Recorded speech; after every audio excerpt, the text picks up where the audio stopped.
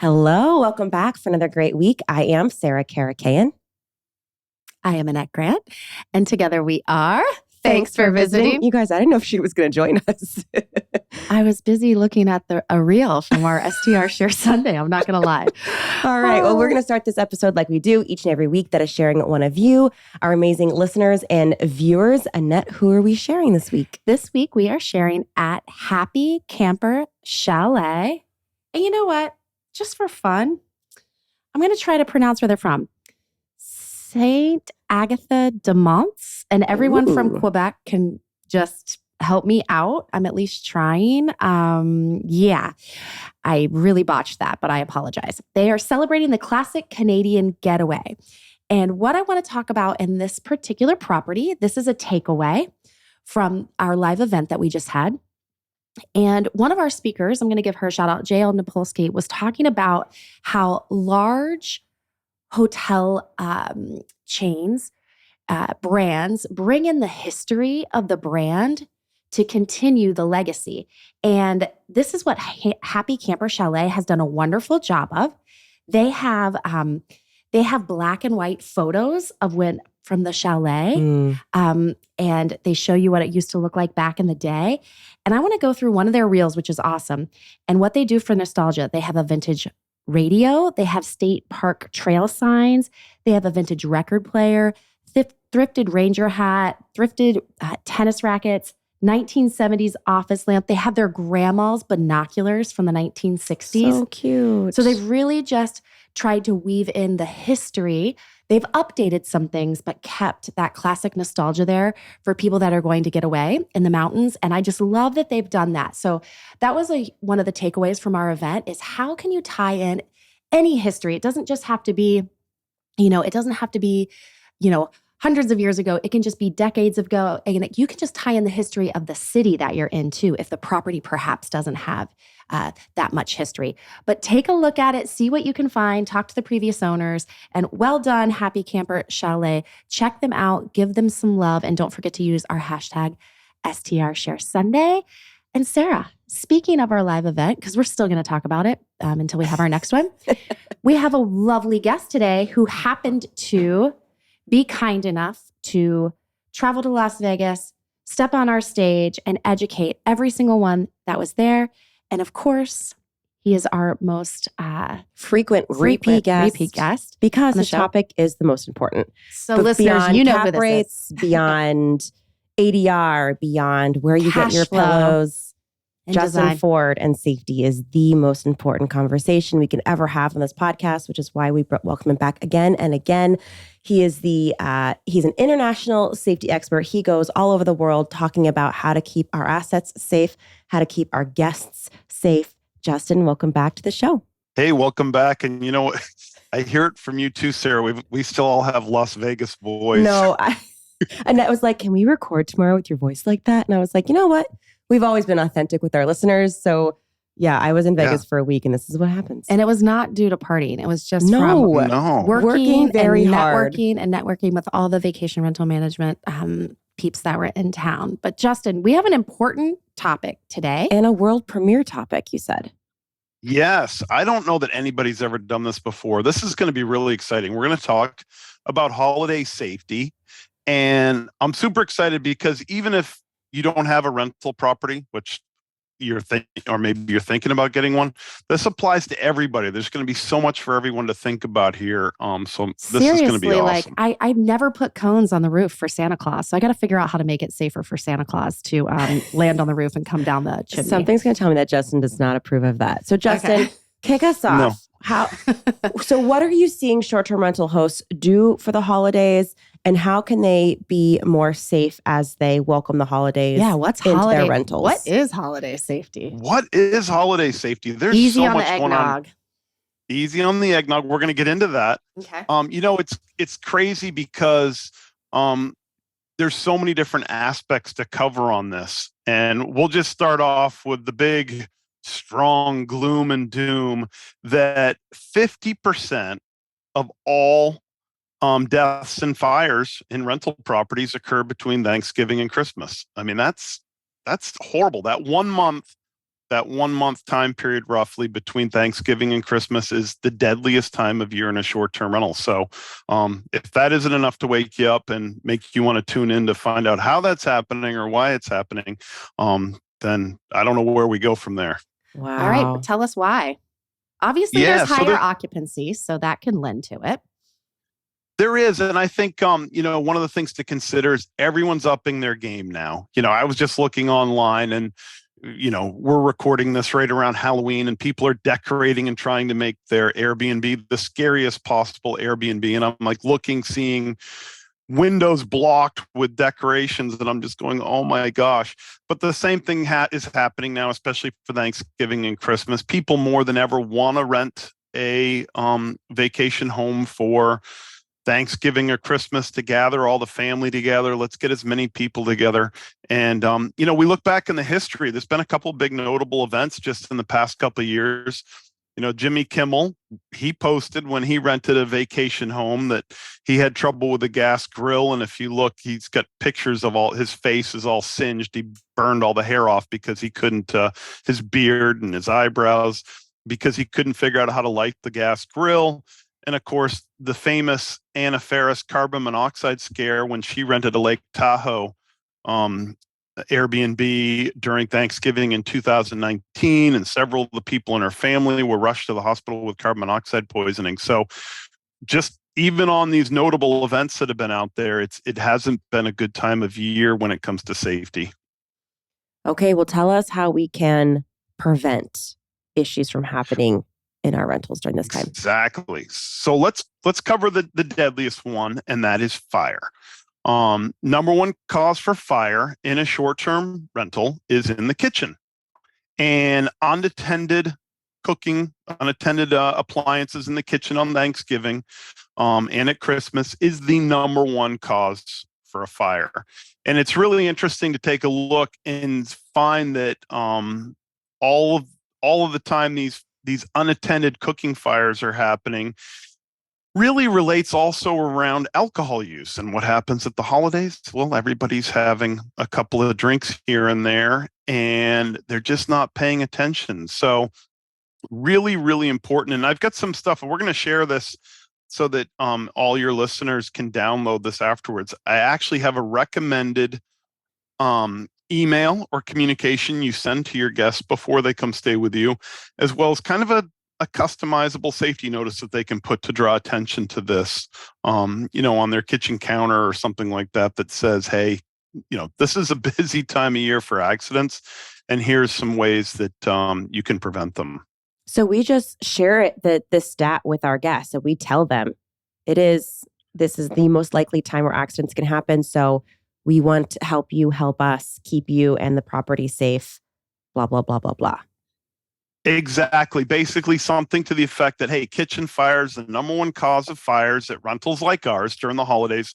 Cook sober, please. Hot food, boiling water, sharp knives make the kitchen, particularly hazardous. We want to highlight food poisoning. More food poisoning happens on Thanksgiving than any time of the year. I have you girls ever cooked a turkey? No. No. And you don't want us to. No. Not in the plans either. When do you put the stuffing in, and at what temperature does the turkey come out? I know I'm going a little Martha Stewart here, but the turkey's supposed to be 165, and that makes sure that, people aren't going to get food poisoning. And it's nice to suggest that because people don't think about that. They put the stuffing in there too early. You get that salmonella from the turkey in there. So are we suggesting that we put a turkey thermometer in our homes? They can't be that expensive, right? A nice amenity to add. They're not. And I like that. That's a great idea. I hadn't even thought of that one, but that's an awesome idea too. You've heard it here first, folks. And then of course, maybe a little clear plastic sign that you can put near the food prep area, that just like a fun turkey tip or something like that, where you can help your guests not make that mistake. Especially if people are having that's what I'm thinking. Their Friendsgiving, and it's the first time they've cooked the turkey together. Hopefully they're going on YouTube and getting some good advice. Did I just say go to YouTube to get good advice? That's probably questionable. All right. We always talk about the fire extinguisher. We actually even had a little I told you so recently. You guys did an incredible post showing about placement of the fire extinguisher back earlier in September. And then I did it. And then like a week later, this big news story came out where there was a fire in a kitchen and everyone was blaming the gas because the kitchen burned down, and it's done, thousands of dollars worth of damage. And it's because their fire extinguisher was in the pantry back behind the stove. Well, the renters couldn't get to it. So never is there a better time of year to get that fire extinguisher out in the open and make sure the renters are aware of where it is than at Thanksgiving and Christmas, because that's when the most fires happen in the kitchen. And so listeners, what I want you to understand is if there's a fire, it's most often at the oven or stovetop. So if the guest has to go through the fire or close to the fire to get the fire extinguisher, that's not good. Or where I used to put it, underneath the sink in the very back. They're not going to dig underneath your sink to get to move all your cleaning supplies, which shouldn't be underneath the sink, move your trash can to get back to that. So that was an error there. But I think this is a takeaway our listeners can do today is get that adhered to the wall somewhere close to your kitchen so it's at arm's length, they can just pull it off there. But Justin, this is a simple thing too, is for people just to put emergency contact on their refrigerator. So if something does happen, everyone in the house, because if it is Thanksgiving or Christmas, you're probably not traveling alone. And other people need to know the address of where you're staying. Where do you think that should be placed for the guests? Because if it's in the kitchen and there's a kitchen fire and it's on the refrigerator, or should it be in multiple places? I like multiple places. The kitchen or refrigerator is a great place. By the main entry door is a great place. I'm a huge fan of posting a small amount of safety information on bathroom mirrors too. Everyone goes in to brush their teeth, take their take their makeup off. And it's a great place just to put a quick reminder of some emergency information. Cool. Okay, Justin, what are other holiday mishaps? So let's step back to the beginning a little bit, and that is the travel time. 375 people are going to die on U.S. roads this holiday season. We know that. That's terrible. It's just getting there. And if you think about it, half of the vacation is the planning. And so people are tired. They're exhausted. One of the things that the National Safety Council just highlighted is that because people are racing around in grocery stores, doing all this crazy stuff beforehand, they're tired. They come into these properties. This is where the cooking errors happen, but this is also where slips, trips, and falls happen. There's just so much going on, stress, build up to the holidays. Not only is it a great opportunity for hosts that are having guests come stay to offer grocery provisioning services, take that load off of the renters and say, let us help you, and make a little extra money doing that. But it's going to set the renters up that maybe they're a little bit more rested and they're going to pay a little bit better attention once they get into the properties. That's a great idea. I like that. So cooking, all that type, sharpening your knives is really important. Making sure that we always say this, and this is where people get injured, but they're doing a lot of cooking and chopping. And again, they're having some glasses of wine while they're cooking. So making sure your knives are sharp, making sure all the appliances are in good order. I just saw a terrible accident recently with an egg beater of all things. You don't even want to know what happened there. Making sure all your small appliances are all in good working order, because these kitchens are going to get used hard during the holidays.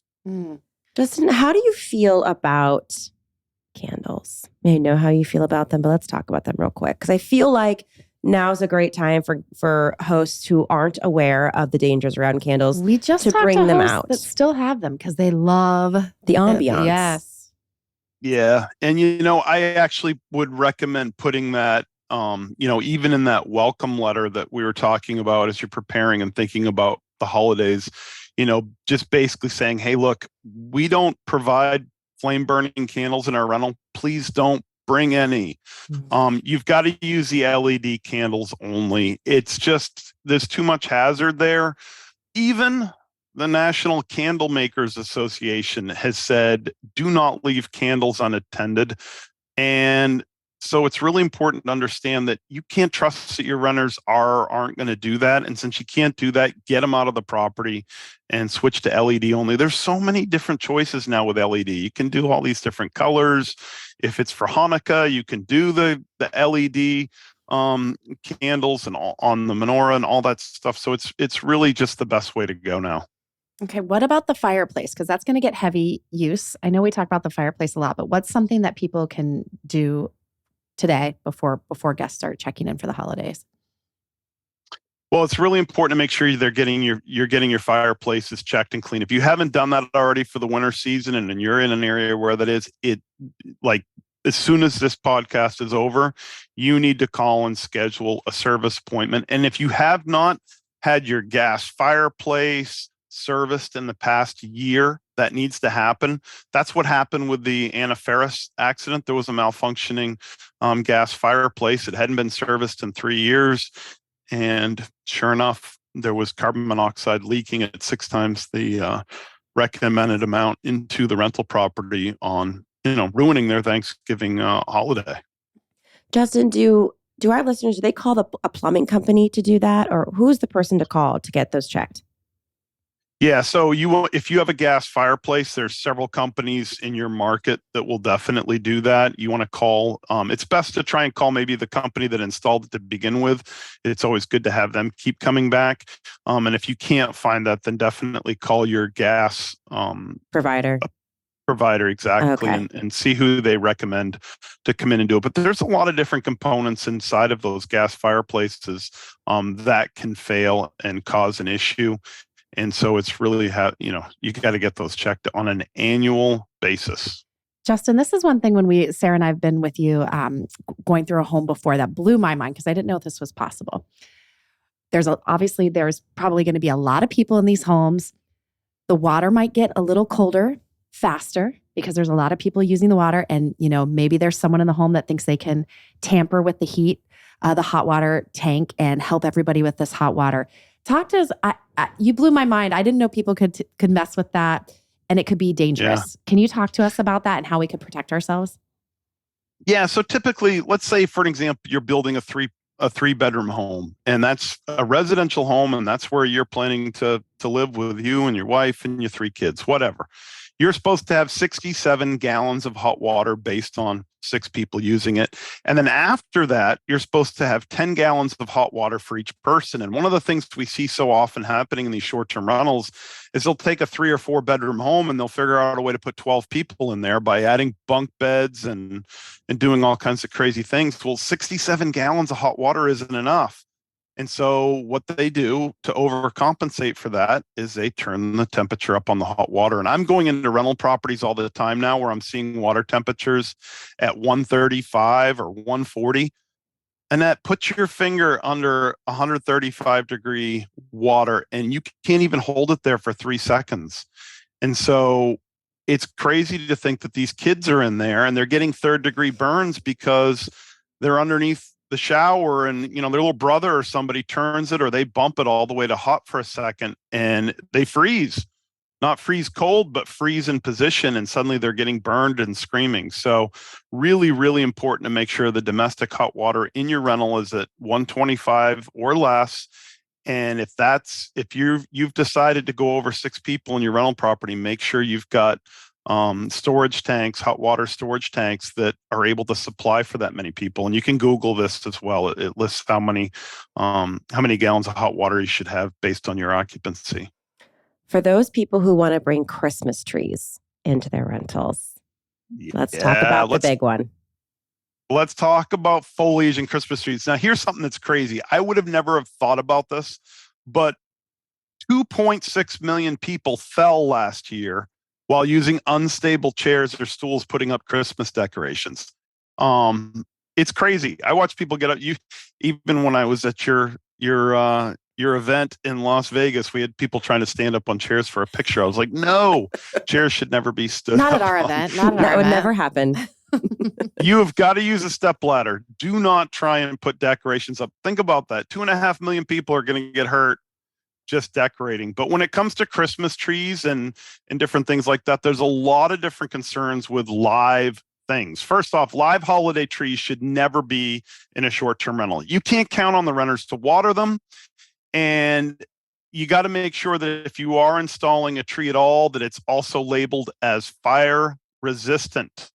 But live trees are a big hazard, so it's really important not to do it. And other live things that aren't good either are like Jerusalem cherry and amaryllis. Mistletoe. If you want to put mistletoe in, I love mistletoe. Every time I thought you were going to say mistletoe is dangerous. I'm like, it's dangerous for other reasons. You might get a smooch from somebody you don't want one from. Exactly. But all those plants are poisonous, and they're not only really to humans, but think about it for pets. More pets end up in the vet for emergencies during the holiday seasons for ingesting poisonous holiday plants. So if you're a pet-friendly Airbnb, you've got to be really smart to make sure that you're not putting poisonous pets in the poisonous plants in the property for decoration. Really, I know you guys hate it. I hate it. I won't do it in my own home, but we've just got to, for our rental properties, we've got to put the fake stuff in that looks as good as we can. We've got to go to, Michael's and get the fake stuff.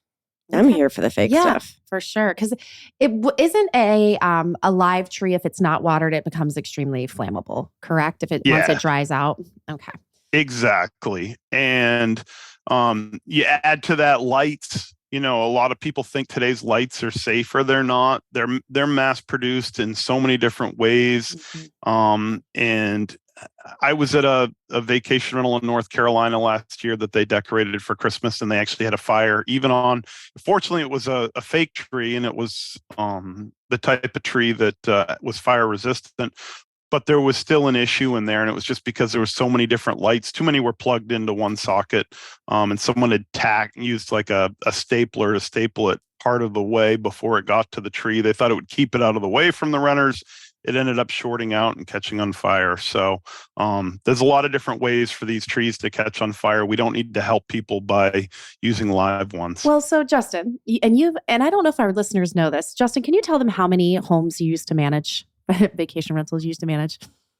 Yeah, over the time, 600. So I have a question for you. Let's say you have this amazing home. Someone's renting it for 10 days, potentially for the holidays, thousands and thousands and thousands of dollars. And they want to bring a Christmas tree. They want a live tree. That's what it is. And they tell you about that. They ask, how would you handle that request? Because they're spending a lot of money. This is their holiday. They always have a live tree. What would Justin do? How would you handle this? Well, I would first start with a little bit of a white lie. I'll be honest with you. I would say we're not insured to do it. I always like to throw insurance out there and say, the bad look, cop. Okay. Yeah, bad cop. The insurance is the bad cop. I would just say for insurance purposes, we're not allowed to have live trees in our rental properties. And technically, you can find loopholes to back that up. But ultimately, I know that the insurance companies don't want it in there. Some of them may go so far as to specify it. I don't know what our friends at Proper Insurance would say, but they don't want them in there either. They want to do anything to reduce risk. And so that would be where I would start. If ultimately it came down to it, depending on who the home is and who the homeowner was, I would almost insist that we're coming in every 2 days to ensure it's getting watered. Hey, one of my staff will swing by, on a professional side, or me, if it's not far away, I might have to say, I'm going to come in and check it every once in a while if you're going to have live stuff in there. Okay. Interesting. So you might let them do it, but you're going to go in and check the lights, check the water, make sure it's good to go. Yeah. And I'm going to charge them for it. Yeah. Okay. Interesting. Yeah. All right. Thanks. Just see what you would say to that. Yeah. Now, another thing that happens a lot on the holidays, and this kind of goes back to what we were talking about earlier with signage and posting things, is choking. Number one cause of non-fire related death at Thanksgiving is choking. So I think it's a really good time just to go above and beyond as a great host or manager is to have a what to do in a choking event sign. And I think they're great all the time, but I think the holidays, especially in Thanksgiving, if you have guests that are in over Thanksgiving, you just go on to the American Red Cross website, or there's a lot of different guides. You can just Google it and just print off what to do in the event of choking and have that just out and available for the guests, just in case in a tough situation they have to refer to it. Anything else that you've seen over the holidays that we can prepare for? What about, this isn't technically holiday specific, but what do we want to do about ice, frost, snow right away? Do we give a shovel and salt to our guests, or do you try to put that completely on your team? I think you do both. I think you've got to have somebody in place that's going to do it, that makes sure that immediately after a storm they're doing it. I don't think it's reasonable to ask someone who's a professional to come out and shovel your walkway in the middle of the storm. So if the guests need to get out or there's an emergency call, you always have to plan for the emergency call. You never know when someone's going to have a heart attack or there's going to be some terrible event that's happening. And it's really important to make sure that you've got ice melt available to the guests so that they can do what they need to do in an emergency situation. So I think it's fine to offer it to them, but you've got to be prepared for it as well. And listeners, Sarah knows as well. Go get the ice melt today. Don't wait till the storm comes because it will sell out.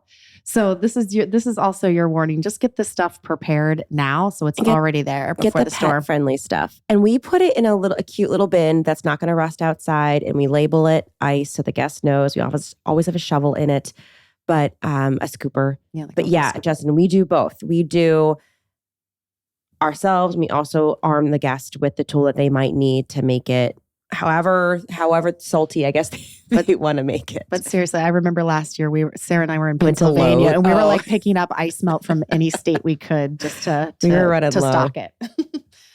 Awesome. So we've kind of started to put together a little bit of a checklist. I think it's worthy to kind of go through a few things. You're listening to this now. We're coming up, later this month or in November on Thanksgiving and Christmas and Hanukkah and Kwanzaa, all the different type of holidays that happen then. I think first and foremost, this is a time, if you haven't done it, to get your kitchen really well clean. 18% of the fires that start in a stove are because they haven't been cleaned very well. There's grease in the overhead area. So it's time to really get your kitchen in good, clean shape and make sure that all your small appliances are working, your knives are sharp. It's time to start thinking about that. That's first and foremost.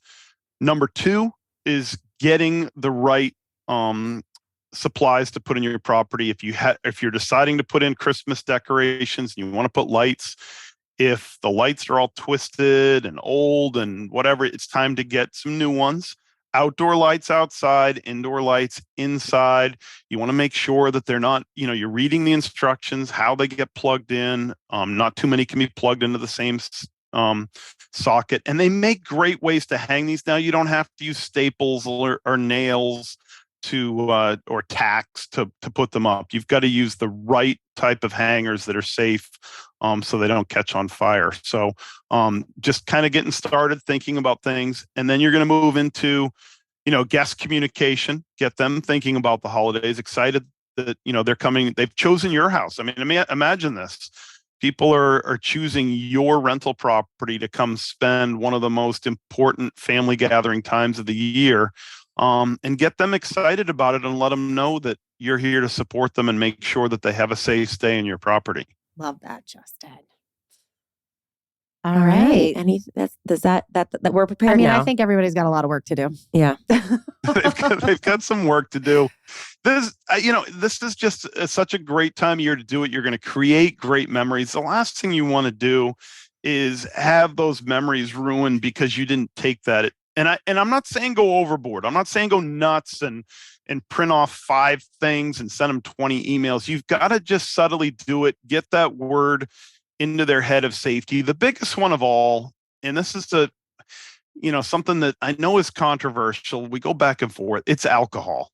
And most of these holiday accidents happen when alcohol is involved. And you can't tell your hosts not to bring alcohol with them. They're going to do it.